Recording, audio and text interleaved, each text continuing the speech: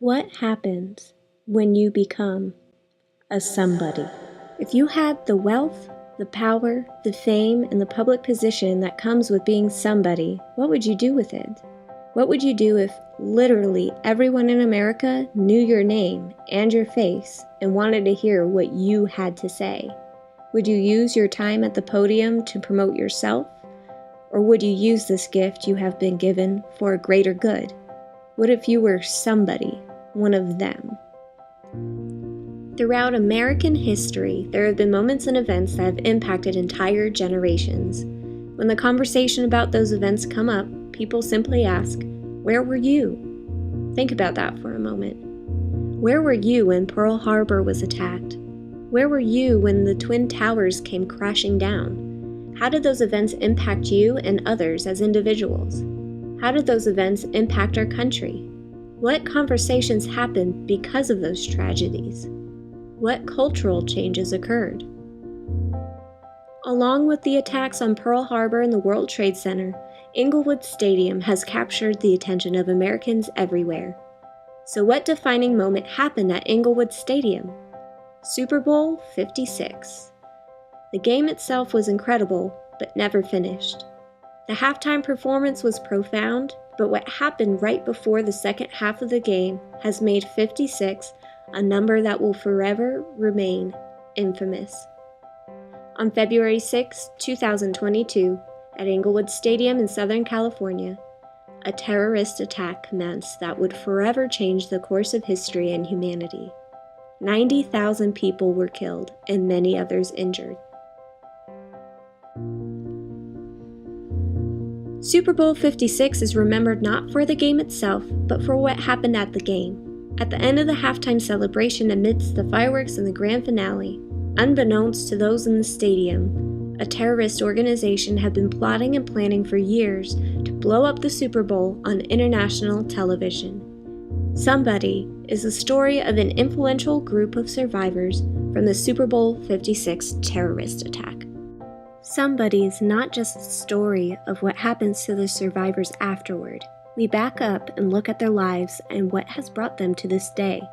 Their lives all intersected one day 5 years before in 2017 while they were all at Walt Disneyland Resort.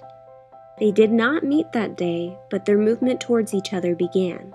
Each character's life is explored before Super Bowl 56 and what brought them to Inglewood Stadium that sunny afternoon, February 6, 2022. The final timeline that is picked up in Somebody is 5 years after the Super Bowl 56 attack. What has happened to our Somebody survivors since? What has happened to our country and our culture, and how were these Somebodies involved in that? What conversations did they create? What cultural changes did they compel? The 2027 story is told as survivors are interviewed on 60 Minutes or a similar show to that. Somebody is the story of the survivors of the Super Bowl 56 terrorist attack. Each character's story is told from contact points in 2017, 2022, and 2027, with each episode beginning with somebody standing in front of a microphone addressing a crowd. Post-game press conferences, live singing performance, nationally televised speeches. The first character we need is the main character, Tony Jones. We'll call him Mr. Perfect. He is the star quarterback for one of the football teams playing in Super Bowl 56. Think Tim Tebow, an athlete who wears his faith on his sleeve. We could also say that Tony is the original somebody. He has fame, good looks, money, and prestige. He acts as a guide to the others in the series, although he struggles with whether or not he should use his influence to better the people and community or himself. He struggles with anger and has a crisis of faith when he learns of his father's struggle. He gradually gets more into drinking, but he doesn't realize it is a problem until he hits a woman. She then calls him out about his two-faced nature. At the end of the season, he walks through the doors of an Alcoholics Anonymous group, taking a major step toward recovery. In contrast to Mr. Perfect, our Mr. Imperfect, Randall White, is a Johnny Manziel type of persona. He is a star running back who can't stay out of trouble. Like with Mr. Perfect, we trace his story from his high school years growing up in inner city Chicago, trying to make something of himself. Though he seems to have it all, he is alone and longs for a relationship that isn't based on sex, fame, or money. During the first season, he falls in love with an amazing woman. At the end of the season, he finds out that she has a kid and has to decide if he will be somebody for this fatherless child. As he deals with being somebody, he struggles with race and identity issues. What should he use his national platform for? To promote himself? To promote a race agenda? What will he do? Who will he become? The third sports character that Somebody follows is the coach. As the first female defensive coach to enter into a male-dominated field, she has made it to the Super Bowl. To do so, she has had to sacrifice her home life, her kids, and her inhibitions. She is still under the supervision of the head coach, who is supportive of her. Still, she feels the need to outperform the men in her field, for fear that if she fails, it will be seen as a failure for herself and for all women. The first non-sports figure that we follow might best be called the fallen father. He is the father of our Tim Tebow-like character, who is a very well-known conservative pastor who has passionately preached against homosexuality. When he is caught soliciting homosexual prostitution, his double life is exposed. Peter continues to lie to perpetuate the lie that he is a perfect father. Even when given foolproof video evidence, he lies and denies undeniable facts. Some of his loyal followers are fooled, but only on blind trust. Will he slip into a self-denial that he actually believes? Will he face his shadow? After his father's fall, our Mr. Perfect struggles to deal with his faith. How could his father let him and his faith community down like this? The very basis and foundation of his world is shaken. What will he do? The next set of characters that Somebody focuses on is the halftime performers. A girl band of sorts featuring 4 characters that each have their own unique background stories. What happened when they became somebody? How do they deal with their individual and collective identities as superstars, before 56 and after 56? Leah is a girl who has struggled with identity issues her whole life. Her birth name being Aaliyah, she is of Middle Eastern descent and raised as a Muslim. Since 9/11 took place when she was 9 years old, she was bullied for being labeled as a terrorist by her classmates. This caused Aaliyah to reject her ethnicity and religion, and deny any association with her culture. Before 56, Leah rejected and denied her identity to be accepted by society. To compensate for her rejected identity, she tried to Americanize herself by changing her name to Leah and striving for stardom, thus landing her a performance in the Super Bowl 56 halftime show. After 56, she sees more people of Middle Eastern descent and devout Muslims being bullied as she was so long ago. She is now tired of denying her true self and uses this opportunity to change the discussion of ethnicity and religion with terrorism. She wants to use the opportunity to be a voice to the voiceless. She wants people to know that these frequently marginalized people are also somebodies. Cheyenne grew up in a strict Christian conservative home. Frustrated at her parents' strict rules, this pushed her farther away from her parents and from having a good relationship with God. While she was dating Mr. Perfect in high school, Cheyenne felt pressured by her peers and the glamorized view of sex in society. So one night, she tried to get physical with Mr. Perfect. However, he stayed true to his convictions and broke up with her. Feeling rejected by everyone she knew to be Christian, she decided to give up the faith and just enjoy the boys who made her feel accepted, the guys who gave her attention for her physical appearance. Her younger brother was the only family member who stayed in contact with her and even went to Super Bowl 56 in support of her.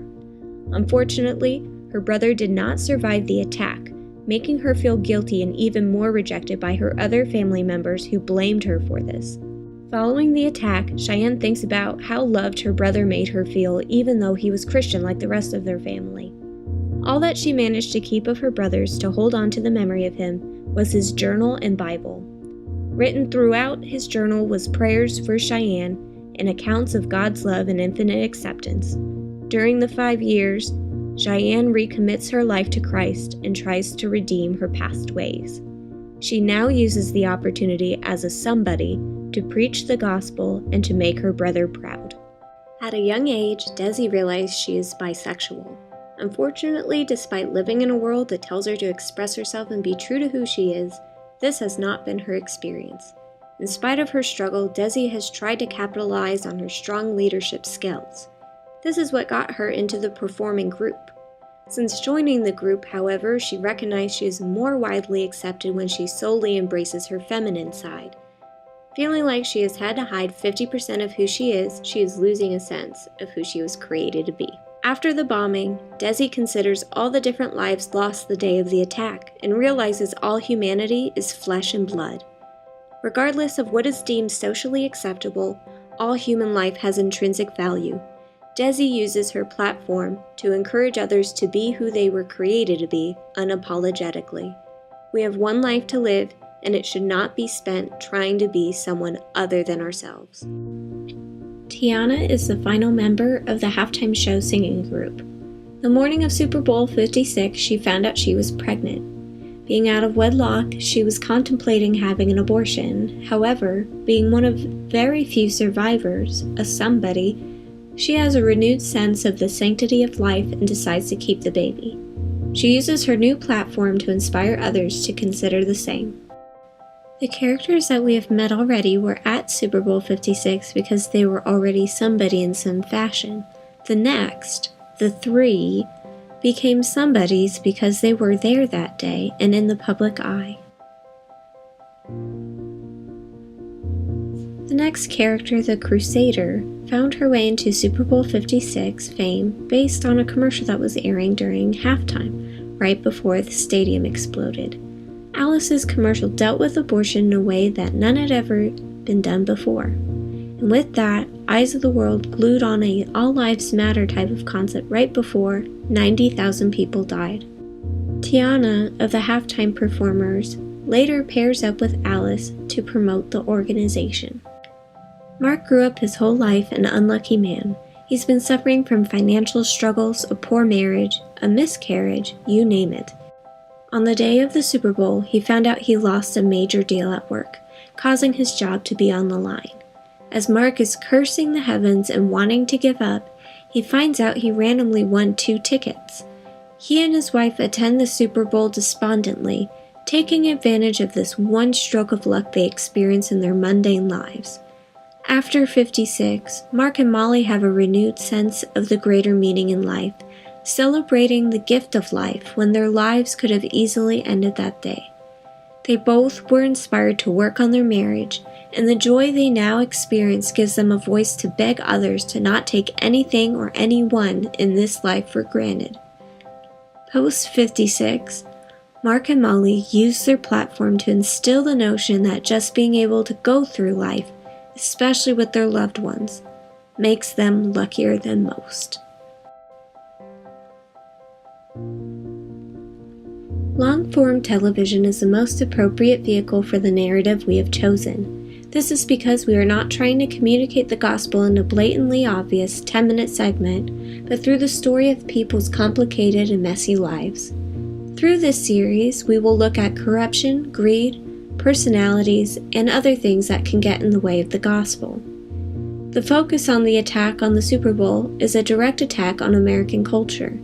In some ways, the stadium is a representation of a system that fills our lives with clutter. As it is destroyed in the way the characters interpret and understand life is deconstructed and reworked. The characters in the show are visual representations of the entire population working through this deconstruction. Somebody is about so much more than the aftermath of a terrorist attack. Throughout its seasons, Somebody looks at issues of sex, race, abortion, gender, mental health, work, violence, entertainment, all providing a powerful platform for communication of the gospel message of forgiveness and reconciliation. The message touches on identity, forgiveness, reconciliation, repentance, redemption, restoration, and sanctity of life. As our characters struggle with fame, success, power, money, and guilt, they have a network microphone in front of them. What will they do with this gift, this platform that has been placed before them? Will they use it for personal gain or for the good of their country? The series begs the question, what would you do if you became a somebody? The target audience for Somebody would be fairly varied. Those who enjoy Empire, This Is Us, Shameless, Lost, and Friday Night Lights. All are shows that pick up on human stories, real stories that are meant to move their audiences emotionally and then into action. These stories are all brought together to tell the story of humanity, their trials, their joys, and the ways that they overcome. This show is intended for people above 18 years old. However, the target audience is 25 to 40 years old because they understand the struggle in everyday life. They know the feeling of being a nobody and understand the struggle to change and to maintain change. We believe NBC would be the logical best fit for a show like this, but ABC might be looking for a show to compete with the This Is Us audience. And with the Disney connections we are making, it might also fit well there. The pilot episode begins with a tear-filled man at a podium. As he speaks, it is slowly revealed that he is the former vice president, and within just the last hour, the new president of the United States. He is making a speech about an attack that took place earlier that day at Super Bowl 56. This will be a day that lives.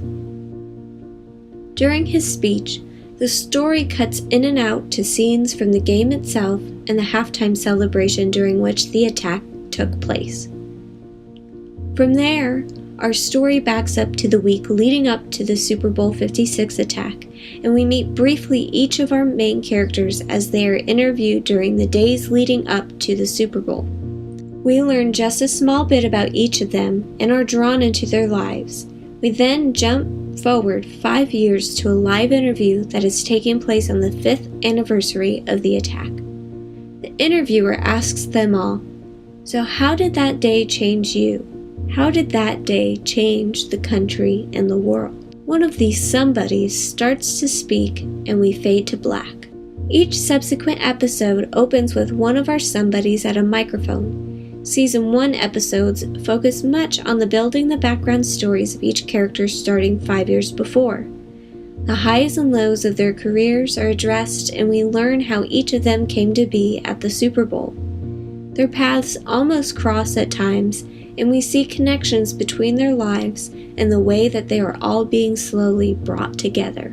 The final episode of the series begins with Pastor Peter Jones standing at a microphone in front of a beautiful cathedral built on the site of the Inglewood attack, surrounded by an enormous memorial with 90,000 names, addressing the world on the 5th anniversary of the Inglewood attack.